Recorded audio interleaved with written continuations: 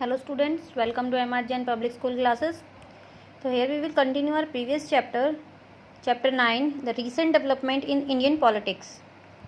So let's start the chapter. In previous part, we will discuss already in Ayodhya dispute. Now our next topic is demolition and after. देखिए Ayodhya disputes के बाद क्या होता है, इन दिसंबर 1992 में organisation support करती है किस चीज़ को, कि टेम्पल कंस्ट्रक्ट करना है, और ऑर्गेनाइज किया जाता है कसेरवा, जिसका मतलब क्या है, volunteer service by the devotees, यानी कि जो बिल्डिंग बनानी है, राम टेम्पल बनाना है, उसके लिए आपको डोनेशन देना होगा। डिवोटीज़ जो होते हैं वो एक डिवोटीज़ बनते हैं, डिवोटीज़ के थ्रू सर्विसेज करेंगे, काम करेंगे उसमें।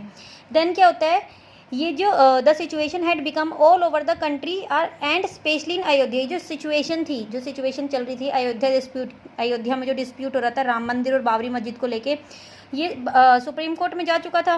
तो सुप्रीम कोर्ट ने ऑर्डर दिया स्टेट गवर्नमेंट को कि इस डिस्प्यूट को शांत करो, इसे कंट्रोल में करो, क्योंकि इसमें thousand of peoples already include थे।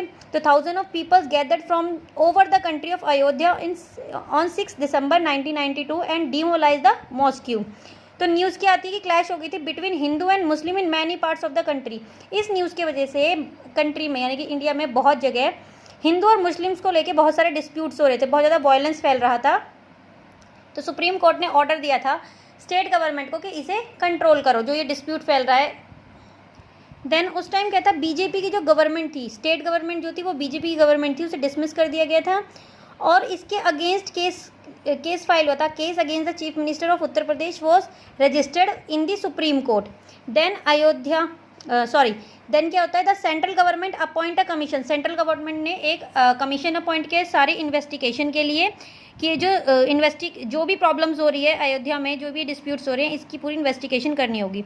अब इस टाइम को लेके बहुत सारे डिबेट्स भी हुए थे, religious sentiments, electoral purpose, India democratic politics is based on the premise that all religious communities enjoy the freedom that they may join any party and that there will not be community based political parties। अब यहाँ पे क्या था, अब जैसे debates होने लगे थे, सभी जो रिलीजियस के लोग थे, स्पेशली हिंदू मुस्लिम, वो कम्युनिटीज़ के अकॉर्डिंग अपनी पार्टी को ज्वाइन करने लगे थे, क्योंकि इंडिया क्या है, एक सेक्युलर कंट्री है, डेमोक्रेटिक कंट्री है, तो यहाँ फुल फ्रीडम है।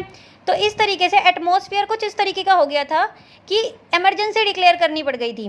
तो the democratic atmosphere of communal Amity has faced many challenges since 1985। तो उन्होंने बहुत सारे चैलेंजेस को फेस भी करना पड़ा था।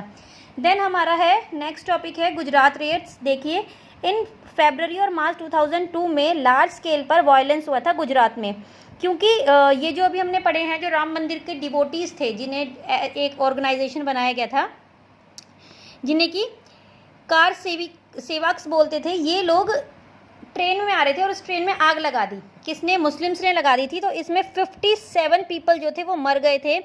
और इसी से रिलेटेड दूसरी जगह डिस्प्यूट्स वायलेंस कंटिन्यू रहा, जहाँ पर पूरे मंथ में 1100 पर्सन जो है, मोस्टली जो मुस्लिम्स थे, उनकी डेथ हो गई थी। तो the National Human Right Commission criticise the Gujarat government role.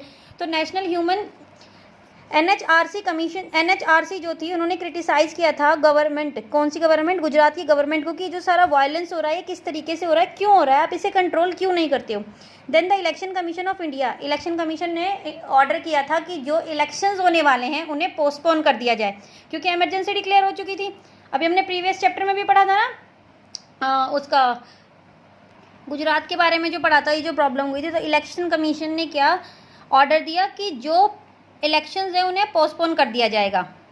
Then Lok Sabha के इलेक्शन 2004 में क्या होता है, देखिए in the election of 2004 Congress party जो है वो एंटर करती है एक नए कोalition के साथ, नए तरीके से।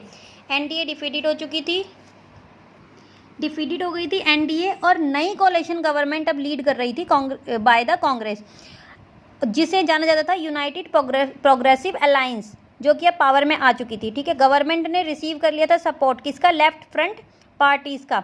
Then it could be increase it seat first time since 1991, पहली बार 1991 में से अब इसकी सीटें बहुत इंक्रीज हो चुकी थी। किसकी? कांग्रेस की बात चल रही है यहाँ पर।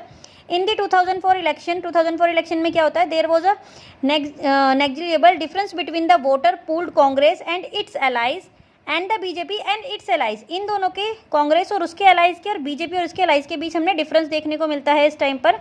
पार्टी सिस्टम जो है पूरा चेंज हो चुका है। अब मेन पावर में 4 पार्टीज आ चुकी थी। कौन कौन सी पार्टी? कांग्रेस पार्टी और उसकी alliance with BJP, left frontier party और अदर पार्टीज। अब ये मेन 4 पार्टीज थी जो कि multi corner. The situation suggest the political competition will be multi cornered by the implication the situation also assumed divergence of the political emergency. तो next topic है हमारा growing कॉन्सिक्वेंसी। देखिए हमने फुल चैप्टर, पूरे chapter में स्टार्टिंग से क्या पढ़ा। हमारा फर्स्ट टॉपिक था राजीव गांधी ने इकोनॉमिक पॉलिसीज़ को मतलब न्यू इकोनॉमिक्स पॉलिसीज़ को इंट्रोड्यूस किया। नेक्स्ट हमने क्या पढ़ा था कि बैकवर्ड क्लासेस जो थी, ओबीसी और भी जो माइनॉरिटी थी, इनको रिजर्व्ड सीटें मिले, रिजर्व्ड सीटें दी गई। तो acceptance of political and the social claim, backward classes political party has recognise that the social and political claims of the backward caste. Next हमारा क्या था इसके बाद, स्टेट लेवल पर पार्टीज़ को गवर्नेंस करने का मौका मिला था कंट्री में।